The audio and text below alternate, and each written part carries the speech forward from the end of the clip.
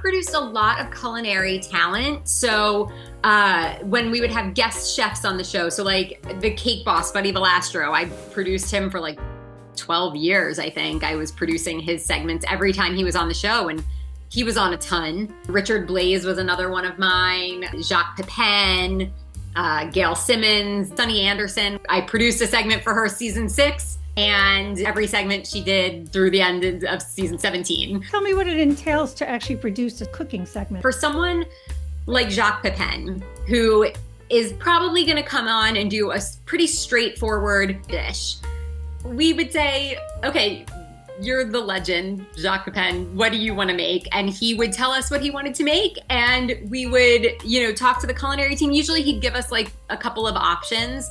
I would run those options by the culinary team, who would help me decide this one's going to be the best for TV. This is going to appeal to our viewers the most. They like chicken, not fish, that kind of thing. And this segment will take the right amount of time. This recipe will take the right amount of time.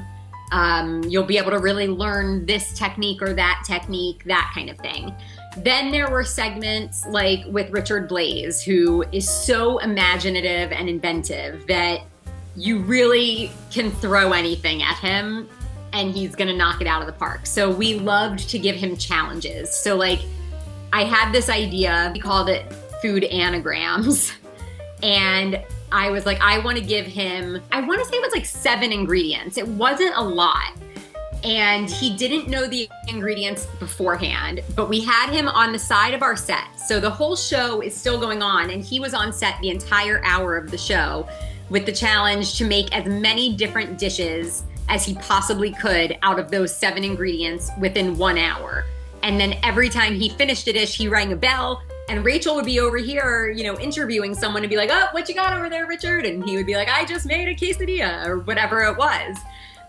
So in a segment like that, I had the idea for the concept of it, but then I would talk to the culinary team and be like, is this actually doable, or am I being crazy? And we would work together with the culinary team to figure out, okay, these are the ingredients we should have. This one will be a real challenge, but then we have this ingredient that he'll be able to use 100 different ways. So balancing it to make sure it was actually fun and doable, but also a legitimate challenge for him. So we ended up doing a million riffs on that. We did one that was, he started with a table full of Thanksgiving leftovers. So he had like a quarter of a turkey and a couple spoonfuls of sweet potatoes and, everything to make Thanksgiving leftovers with. And we did it for 4th of July, and we did a ton of them. So that was really fun. But we would also do things with him, or like with Sunny Anderson. She's the most fun person in the world. So we took advantage of her being game for anything. And we found someone who was a super fan of hers, and we had Sunny go into her house in the middle of the night. We worked with this woman's husband, and he let us in the house in the middle of the night while the woman was still sleeping, so that when she came downstairs in the morning, Sunny had cooked her breakfast.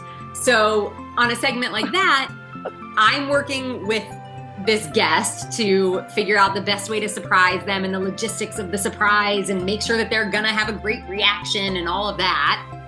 And I'm also working with our culinary team to make sure, okay, Sunny's gonna need this, and this ingredients, and is this a good recipe for her to do? And she's gonna need this kind of equipment, and this is how long the recipe is gonna take, and all of that. So it really varied, and the culinary team is the most valuable asset at Rachael Ray. They were amazing. But it was really fun. I found that I loved working with chefs. I love their personalities. I love the sort of creativity and artistry that goes into it. And it was really fun to produce that kind of content. We did a whole episode that was about the Guinness Book of World Records and trying to break records on the show. And for anyone who doesn't know, Guinness is very specific, and their rules are airtight. And they send someone to adjudicate, and it's very serious. So we were having Buddy the cake boss come, and he was gonna frost the most cupcakes in a minute. and the cupcakes needed to be a very specific diameter. And I had told his team over and over again, remember, these cupcakes need to be this size. You guys are bringing the cupcakes. They need to be this size. And they were going to bring like 100 cupcakes or something, like something crazy. So we, had enough. And they got there and those cupcakes were not the right size. Oh my gosh. And we didn't have time to make cupcakes. And so I had every person that was not working on the show we were taping that morning, I had about half the staff calling bakeries in the area. I had half the staff running around town with rulers and measuring. I said, buy a cupcake, buy a muffin. I don't care what it is. I don't care if it comes frosted. We will take the frosting off, but you have to measure it and make sure it's this size. And meanwhile, they're all doing that.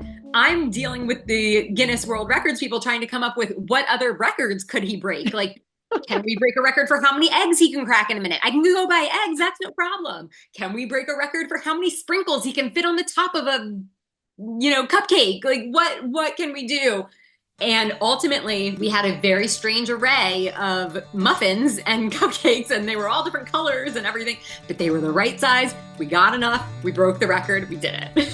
Oh my gosh. Yeah. Sometimes it's like a crazy all hands on deck, and you've just got to find a solution, and you don't have time to dilly-dally. You just got to find an answer. Yeah. So, yeah. Thinking on your feet. That is definitely a producer's trait. Yeah. Yeah. We also shot with Sunny. I think it was a Thanksgiving segment where she was going to cook a turkey on her grill in her backyard for us. And we were shooting it with her. And like the weekend that we were supposed to shoot with her was Hurricane Sandy. And that hit New York pretty hard. And we couldn't find turkeys. And the culinary team that was shopping for the segment was like trying to get all the ingredients, and they went to like tons of stores to find a turkey. They finally found one. And when they went to cook it at Sunny's house, it was rancid. And it looked fine, but it apparently did not smell fine. And if you ever hear Sunny Anderson refer to the stank turkey, that's from that. But no one would ever know watching the show. It just didn't get eaten, and it smelled really bad. But God bless Sunny Anderson and our culinary team. They found the turkey. Oh my.